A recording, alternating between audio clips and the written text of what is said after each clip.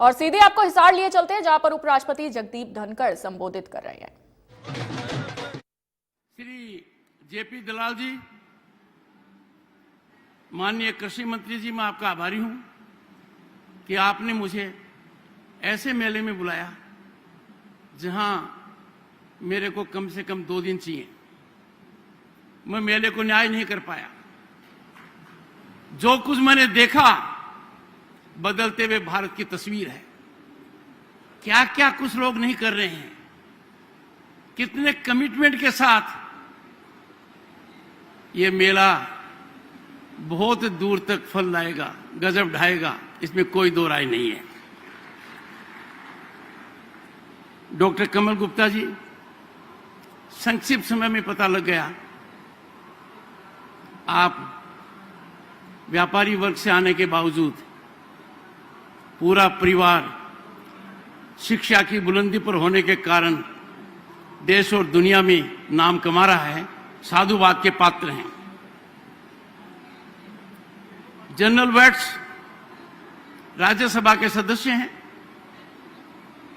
सेना में बड़ा नाम कमाया, राज्यसभा के बहुत ही जागरूक, अनुभवी, राष्ट्र हित को ध्यान में रखने वाले, जन कल्याण की चर्चा करने वाले हैं। उनकी उपस्थिति मेरे लिए बहुत मायने रखती है। श्री विजेंद्र कुमार जी जब बोल रहे थे और आपका उद्बोधन पूरा नहीं हुआ, पर आपके उद्बोधन की एक एक बात तारे टाबरा के भविष्य के निर्माण करने के लिए है। जो वो बोल रहे थे वो जमीनी हकीकत का बदलाव था, आने वाले भविष्य की कल्पना थी, और आपके सामने रख रहे थे कि क्या हमने किया, क्या करने जा रहे हैं, और जो करने जा रहे हैं वो जमीनी हकीकत कैसे बनेगा।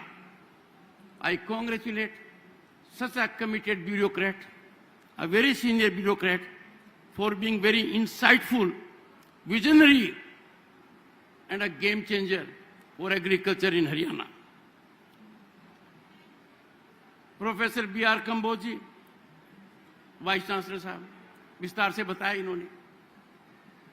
ये तो ऐसे विश्वविद्यालय के वाइस चांसलर हैं जिस विद्यालय का नाम किन के नाम पर पड़ा है। भारत के प्रथम किसान प्रधानमंत्री चौधरी चरण सिंह। चौधरी साहब ईमानदारी के प्रतीक। चौधरी साहब के चरित्र में कोई मिलावट नहीं थी। चौधरी साहब 24 कैरेट गोल्ड। चौधरी साहब अपने सिद्धांत से कभी नहीं अलग हुए। उनका दिल और दिमाग किसान के विकास के लिए था। उनके नाम पर यह विश्वविद्यालय, मैं मानकर चलता हूं, और कीर्तिमान स्थापित करेगा। भाई आदित्य चौटाला आपके मार्केटिंग बोर्ड के चेयरमैन हैं। टाबर लागे है, पर सोच बहुत बड़ी है, बहुत दूर की सोच है। मेरा मिलन आया उपराष्ट्रपति निवास, क्या गजब की सोच है, क्या मार्केटिंग का सोच रहे हैं, क्या किसान का हित करने के लिए कर रहे हैं, अंदाजा नहीं लगा सकते। गोवा से एक तालमेल कर रहे हैं कि भाई आपके यहां जो होता है उसको आप बेच नहीं पा रहे हो, हमारे यहां किन्नू आपके यहां जाएगा, हम बहुत ज्यादा यहां संरक्षण नहीं कर सकते, तो वो वहां जाएगा। कितना आदान प्रदान है। मार्केटिंग के मामले में ये बहुत बड़ा काम है, आम किसान के फायदे को काम है। और मैं मान के चालू हूं, वो जवान छोरो बहुत गुल खिलाओगो, बहुत सेवा करोगो किसान की, बहुत दूर की सोच है। और कुछ बात मैं ताने कह के भी जाऊंगा आज। सबसे महत्वपूर्ण, मेरे सामने कौन है? मेरे सामने अन्नदाता हैं। मेरे सामने कौन है जो पूजनीय है? मेरे सामने कौन है जो भारत की अर्थव्यवस्था की रीढ़ की हड्डी है? और आपकी बदौलत जो हिंदुस्तान आज से 13 साल पहले दुनिया के 5 उन देशों में था जिनकी चिंता हर देश करता था कि इन देशों का क्या होगा। Brazil, Bharat, Turkey, Indonesia, south Africa. आपकी बदौलत, आपके खून पसीने की वजह से, आपकी कड़ी मेहनत की वजह से आज हिंदुस्तान दुनिया की 5वीं महाशक्ति है। 5वीं। हम कहां थे? आपकी वजह से। और आप यदि अगर बदलाव लाएंगे, आप बदलाव का केंद्र बनेंगे, आप बदलाव को आगे बढ़ाएंगे, तो भारत जब आजादी का जश्न मना रहा होगा 2047 में, वो विश्व में नंबर 1 होगा। मन तन 2-4 बात कहनी है। आज के दिन कोरोना को पैकेज डालो, आईआईटी को छात्र इस्तीफो दे रहे हैं, आईआईएम को छात्र इस्तीफो दे है, मोटी मोटी सरकारी नौकरी को इस्तीफो दे है, और करे के है दूध का व्यापार, सब्जी का व्यापार, अन्न का व्यापार। कहने को मतलब यो है कि आज के दिन भारत शहर के देश में सबसे ज्यादा संभावनाएं हैं तो वो कृषि उत्पादक में है। हमें थोड़ा उभरना पड़ेगा। आज किसान क्या देख रहा है?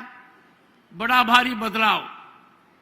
भारत के प्रधानमंत्री ने ठान ली है, जो श्रद्धांजलि उन्होंने डॉक्टर एम.एस. स्वामीनाथन को दी, एक एक शब्द सुन सुनकर कहा उस आदमी ने क्या महारत हासिल की थी।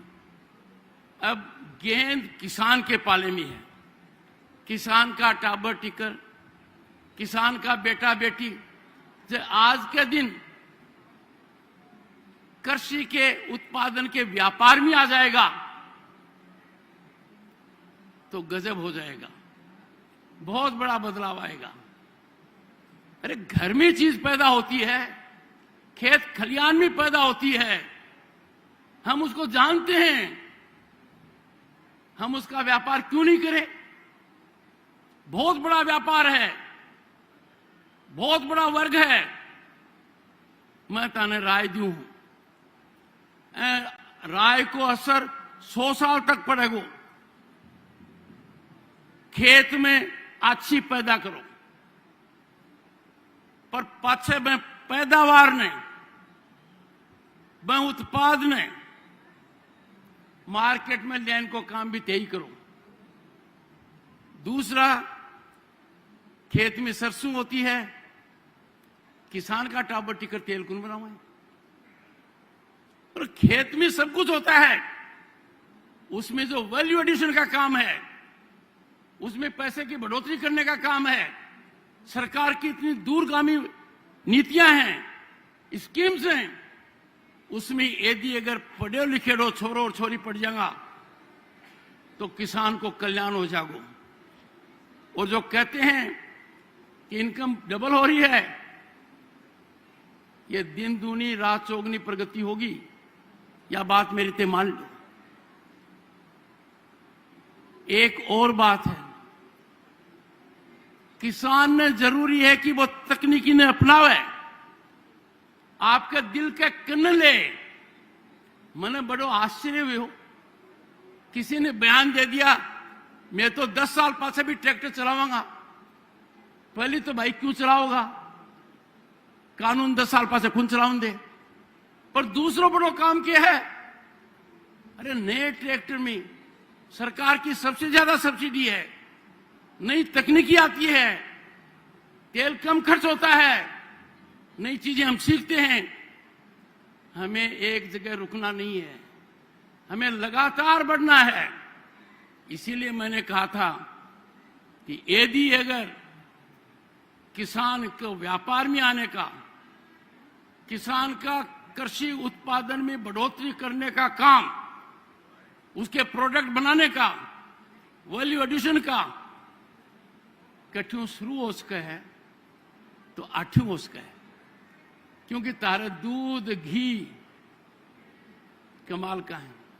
दूध दही घी में क्या चीज है? भारत को जवान, भारत को किसान, भारत को खिलाड़ी, अन तीनियों में ते सब आगो। छोटी सी बात देखो, पहली बार भारत एशियन गेम्स में सेंचुरी मार दी, पहली बार 100 ज्यादा मेडल आया, पर तारा आटे का मेडल करीब करीब 1/3 है।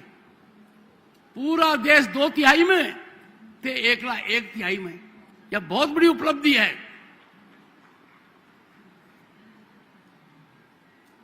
मैं बहुत ज्यादा समय न लेते हुए एक बात ये कहूंगा कि तकनीकी और किसान का सदियों से नाता रहा है। किसान ने खुद के बल पर, खुद की मेहनत पर इंस्ट्रूमेंट को बदला है। कृषि में जो उपयोग होते हैं उनमें सुधार लाए हैं। अब तो टेक्नोलॉजी हमारी अपने आप मदद कर रही है। मुझे बहुत अच्छी जानकारी दी दलाल साहब ने कि हरियाणा में स्कीमें, हरियाणा में ड्रोन टेक्नोलॉजी का अवेलेबिलिटी बहुत जबरदस्त रूप से हो रहा है। पर आप निर्णायक बदलाव के केंद्र तब होंगे जब ते मन में ठान लोगा कि छोरा छोरी नौकरी करनु आछो है कि मारे आठे सरसों हुए है तो वो सरसों के तेल की फैक्ट्री लगावे। मारे आठे एक प्रोड्यूस हुए हैं, फ्रूट हुए हैं, बन को जूस लगाओ उनकी फैक्ट्री वो लगावे। आठे अन्न हुआ है, दुनिया में आवश्यकता है, वो व्यापार करमा ज्यादा आप आगे बढ़ा। इसकी शुरुआत यदि अगर हो गई तो मानकर चलिए क्रांतिकारी नतीजे आएंगे। एक बात और, आजकल विश्व व्यापार बहुत बढ़ रहा है और जमीन से जुड़ी हुई, जमीन से निकली हुई गेहूं, चावल, चना, इसका विश्व व्यापार है। आपने टाबर ने, आपने छोरा छोरी ने जो प्रतिभाशाली हैं बनने को कि कृषि उत्पादक का निर्यात में भी पड़े और थोड़ी बहुत आयात करने की आवश्यकता तो बम में भी पड़े। को असर पूरे देश पर पड़ेगा क्योंकि भारत कृषि प्रधान देश है। हमारी अर्थव्यवस्था कृषि पर आधारित है और कोई माने या नहीं माने, राजनीति भी ग्रामीण आधारित है कुनी। यो बदलाव को केंद्र ते बनो और मेरे के मां हर एक आइटम न देखो। मैंने बहुत ही रैपिड स्पीड से जो देखा है वो वे मस्तिष्क के ऊपर जम गया है।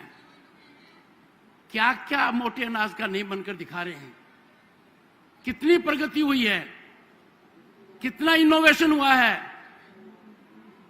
देखते ही बनता है। एक बार फिर हरियाणा सरकार को, माननीय मुख्यमंत्री जी को, कृषि मंत्री जी को, कमल गुप्ता जी आपके वरिष्ठ मंत्री जी को, आपके वाइस चांसलर साहब, आपके सेक्रेटरी साहब, सबका कृतज्ञ हूं कि उन्होंने मुझे आपसे मिलने का और थोड़ा साक्षात करने का मौका दिया। ये कह सकता हूं मेरे लिए ये शुरुआत है। अगली बार इस मेले में आऊंगा, पूरे दिन का कार्यक्रम बनाकर आऊंगा, वो ही असली न्याय होगा। तो मेरे भी दिमाग की कुछ जो बंद हैं वो खुल जाएंगी। देश का भविष्य उज्जवल है क्योंकि हमारा किसान कर्मशील है। देश का भविष्य उज्जवल है कि हमारा किसान देश के लिए पसीना बहाता है। देश का भविष्य उज्जवल है कि हमारा किसान जवान भी पैदा करता है, वैज्ञानिक भी पैदा करता है, अधिकारी भी पैदा करता है। अब थोड़ा सा उसको कदम लेने की आवश्यकता, जो मैंने कहा कि वो व्यापार में भी पड़े। बहुत बहुत शुभकामनाएं। जय भारत। आप सब ये बड़ी खबर आपको बता दें, कृषि क्षेत्र में बड़े बदलाव हुए हैं। उपराष्ट्रपति जगदीप धनखड़ के ये तमाम बयान संबोधन से सामने आए। उन्होंने कहा सरकार की दूरगामी नीतियों से किसान का कल्याण हुआ और किसान नई तकनीक को अपनाएं। जगदीप धनखड़ की ओर से तमाम बयान संबोधन में सामने आए हैं और उन्होंने कहा किसानों के कल्याण के लिए नई नई स्कीम लाई गई हैं। और हिसार से किसान विकास मेले में उपराष्ट्रपति जगदीप धनखड़ ने संबोधन में ये तमाम बातें कही हैं। और खेलों को लेकर उपराष्ट्रपति ने हरियाणा की सराहना की है और पहली बार एशियन गेम्स में 100 से ज्यादा मेडल्स भारत आए हैं। 1/3 मेडल सिर्फ हरियाणा से है। उपराष्ट्रपति जगदीप धनखड़ ने ऐसा बताया है और पहली बार एशियन गेम्स में 100 से ज्यादा मेडल्स आए हैं और 1/3 मेडल सिर्फ हरियाणा से ही हैं। तो उपराष्ट्रपति जगदीप धनखड़ ने अपने संबोधन में ये तमाम बातें कही हैं। और ये बड़ी खबर आपको बता रहे हैं, खेलों को लेकर उपराष्ट्रपति ने हरियाणा की तारीफ की है और इसके साथ पहली बार एशियन गेम्स में 100 से ज्यादा मेडल भारत ने जीते हैं। और 1/3 मेडल्स की अगर बात करें तो 1/3 मेडल सिर्फ हरियाणा से है। उपराष्ट्रपति ने ये बोला है।